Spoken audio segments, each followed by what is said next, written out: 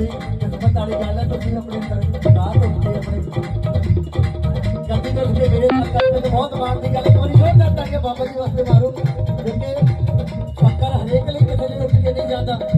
मैं अपने अपनी किस्मत वाला मानता कि मेरे को आए, जबकि मैनू इन्हां कोल जाना चाहिए। मैनू बहुत कुछ चाहिए, इन्हां कोल